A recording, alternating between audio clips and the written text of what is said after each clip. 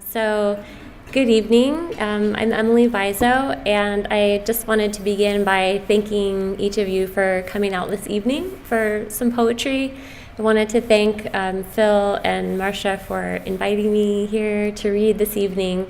I had the good fortune to read here in April, and when I did, I shared, and I just want to share again that reading in Ventura is so special to me because I grew up here, and my family lives here now still. My grandfather taught at Buena High School and Ventura College for many years, and my dad still runs the plumbing company that his dad started 50 years ago this year. And so my nephews live here, my sisters and brothers, and it feels really special to be here. This is actually the first time that I've read from my very first book, Giantess, and so I know that that I'll always remember this night, and so it feels really, really great to be here.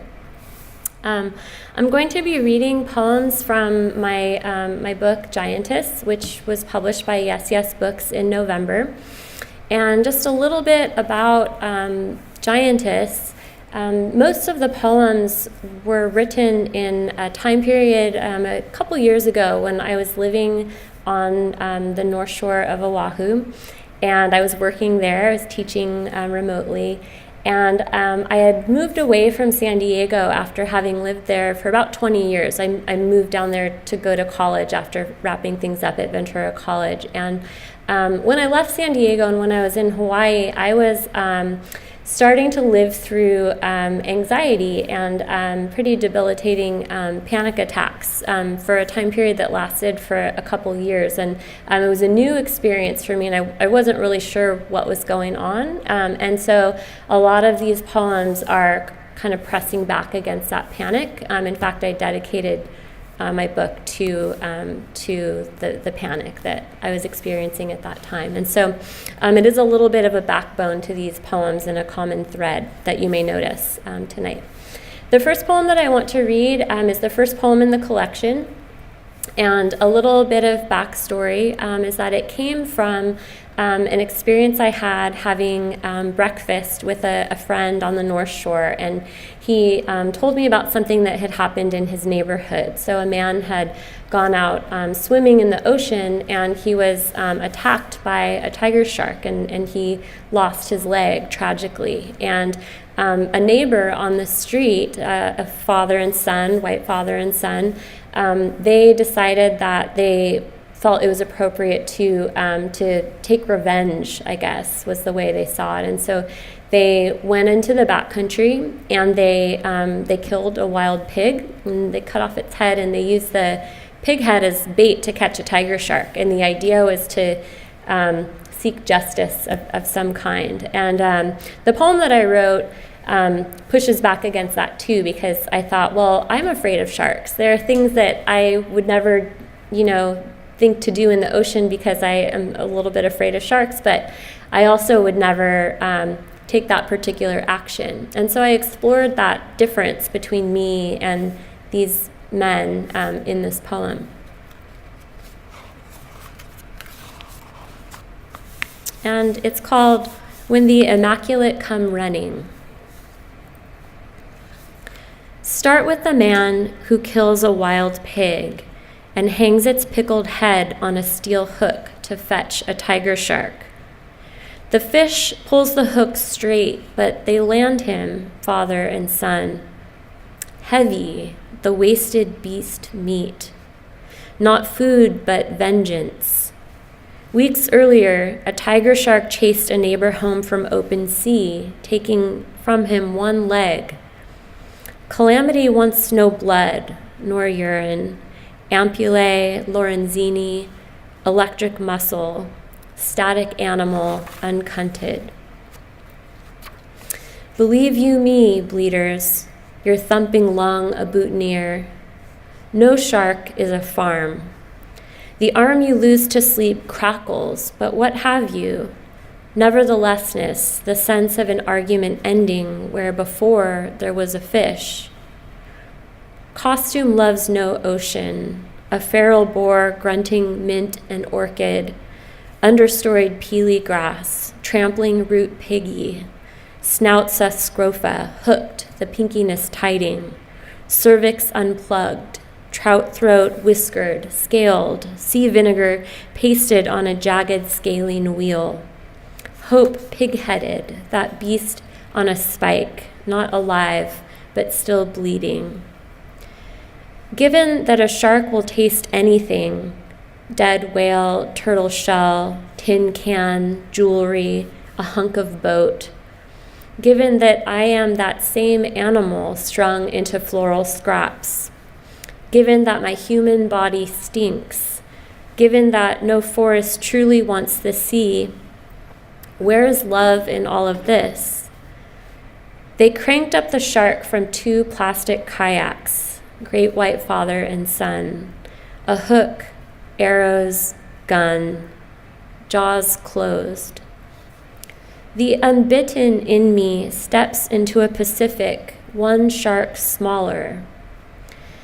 But I am not without my own weapons, and in the last moment, I hope I could love any animal that eats me.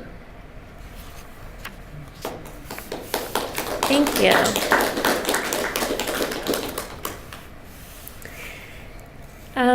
So when I first started to experience anxiety attacks or panic attacks, I wasn't quite sure what I was experiencing. I wasn't sure if I was about to have a heart attack, or if I was dying, or if I was about to faint.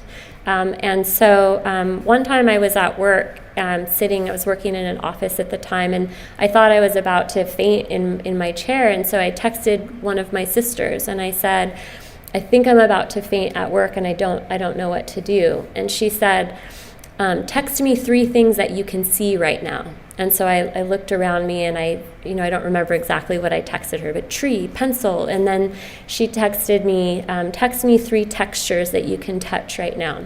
And so I felt the smooth desk and I felt the fabric of my chair. And in doing that and moving forward from that day, I started to be reminded of how paying attention to the physical world can help hold us in place when we feel like we might not be. And that's a gift that the physical world can offer to us if we're paying attention to what we're seeing and what we're hearing and what we're tasting. And this poem is about one of those moments. It's called It's a Beautiful Day to Run Away from What Fails You. And it's set in Los Angeles. Today we ride, my friend says, hothouse purple blossoms so bright they hurt my eyes. And I'm a jangly Prosecco guppy sitting in the sprung front seat of a vintage Volvo where a popped baseball covers the gear knob. Hollywood on a Sunday, my polka dot dress and bag mad with poems. We hand crank the windows down, radio dial stuck on a Cuban station. Someone says, meet your groupies. By your, they mean mine. We snap pictures together and it's baking outside. The Kings are playing somewhere past the foothills and this unpeeled clementine. I've got to believe my grief will end. I can't see myself, I speak in panic outside a Malibu fish counter, Pacific slippery as bed silk. My friend says she sees me anyway, feeds me cold tinned juice. You're right here. She's laughing as motorcycles roar past as chrome American hog dazzlers. I'll sing the worlds till you remember them.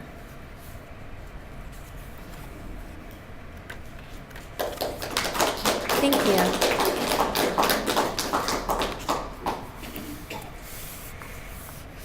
This next poem I wrote when I was down in San Diego. I was teaching a writing workshop at San Diego State University, and I started feeling my way into this poem about and for a friend of mine who died.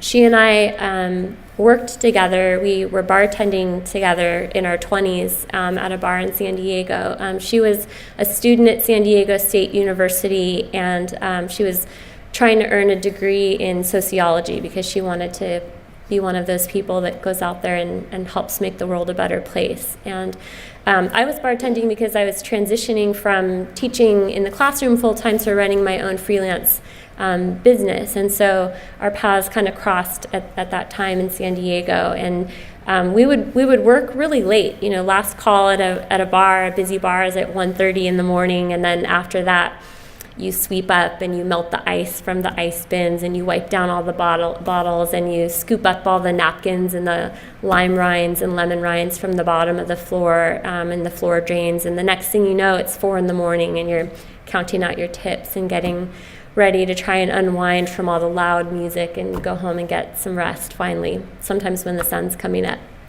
And it was a few days before graduation. Melissa was going to be graduating from San Diego State, and she fell asleep at the wheel in her black truck that she loved so much, and she died. And for some reason, and I still don't know why, the San Diego Union Tribune ran a photo of the truck, and for some reason that truck kind of became one of those pictures in my mind that you end up carrying without really knowing why you're carrying it or when it's going to go away. So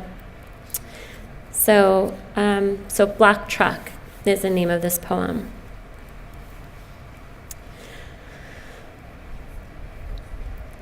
Death is an ally coming for me in a black truck.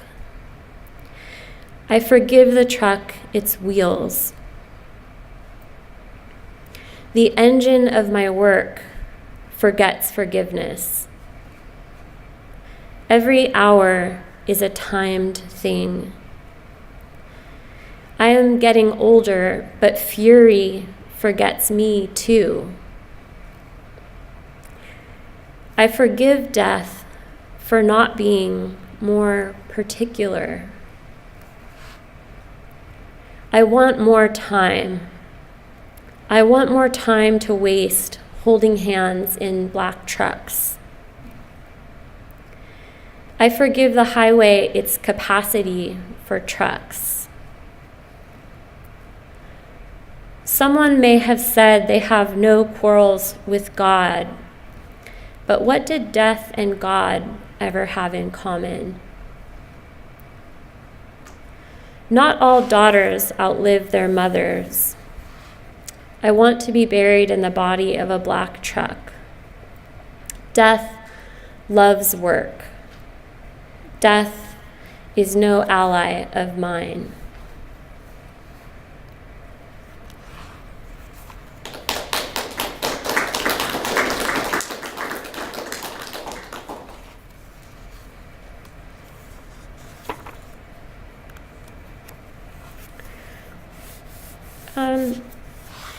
This poem is called Waveland Mars, and I wrote it in the aftermath of the Thomas fires and the mudslides that happened winter before last in Montecito.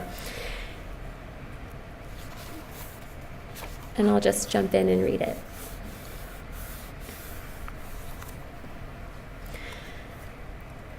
Up in my leathers, my formulas, my grandmother cutting away a wet nightgown from my mother's legs. What the shining, the heaven snipers and copper pipes. Light what up? The mallow of wild heartwood, a swung cornet, soprano comet, the Baroque and invented valves. Harmonia me into the good weather, if such a thing exists. I built you the grandest patents, neat algorithms felted in goose fat, the shout, get off my throat. Love is a long time, I know that. I sewed machines into revenant hums, the name of every bird married to appetite. All I see are the lingual ancestors, like a bugle wanting order. The comet wants fanfare, a comedy swamped in bodily fluids. I have a relationship to the trumpet, hooks and rotaries, the steep and silent shuttle, panoply of Mars, a dog sniffing the blood of ripe beef daub, the interior of a pig garnet-colored, a frozen sow pitched a fourth above the standard, your strangled, half-loved fingerings, a feed dog, a jellied leek, my mother with her uneven row of trees, vinegar on a hardwood floor, an ugly stitch, the ripeness of cantaloupe, rivers named for wolves. Fabrics, they taste differently. The needle, it gives you 15 hours, a hygienic sound, double, triple tonguing, a column of air. Somewhere a ranch, somewhere a wildfire, a quilt in American pieces, the bitter candy of it, a tough and spitting sugar. My shoulders violas, the rested instrumentation of an ottered heart, washing my hair with wave scum, an extravagance of aromatics, a girl upon the kitchen counter in her pineapple-printed bathing suit. I loved the awfulness of girlhood, no gone-wrong patabulum, no enamored man pleading guilty to laying hands on infant skin. Seated on a doctrine at the equinox, indecency, it fucks and milds me. I dream of Rome the way I dream of daughters, histories of angels, a black-painted juniper buried in a spasm of rain. A rose astonishment brought me to the Mount of Olives. It was a debate about taxation, elder daughters eating from raw jism stars, Aristotle's first unmoving mover, a war on girls. Some say there are 4 worlds, and ours is the last, the island world. I can take milk into my mouth like anyone, but, it hurts. Chapel me, daughter. I drink 3 cups of silence, a rational wiggery, that you make a fine salad of my intellect. The honey, the lemon, the crushed moon salt. Some botanists split the hazels, the tropical commons, babies and coracles, a scattering of daughter light. What I quit in a generosity of hip, the infant brain fat, the cultivation of catkins, the hazel flowers, the hedgerows, a pretty blue train, an epiphany tree in winter, the intimacy of jasmines, a fine and neural powder forking over buried water. I draw a circle around myself, a circle, a daughter, a crown of twigs, 3 pins of hazelwood to protect my flaming, my given home from fire. Thank you. I'll end with the last poem in my collection, and I think my favorite. It's called Kingdom Up, and I read it in April, but I'm going to read it again because now it's in a book, so I'm giving myself permission to do that. This poem takes place in Long Beach. I'd just gotten back from Hawaii and had spent the night at my sister's house, and it was the night before all of the women's marches that took place in that time, right around the presidential inauguration. And she and I woke up in the rain feeling kind of scared and sad and uncertain about not only what might be next for our country, but in our own personal lives. There was some uncertainty there. Kingdom Up. Sunday morning, January clipped. Rain falling through a citrus tree across the street. There is a wall coming, my country tells me. I can see it from my sister's bed, where I sleep in yesterday's lavender sweater and borrowed socks. Not all clouds fit over the ocean. Rain finds the lemon tree, but rarely in California. Still, a tree knows what to do, this act of holding still. I remember that drinking myself. The at first not wanting to be wet, and then the wetness. Not holding still exactly, just holding still enough. Thank you. Thank you.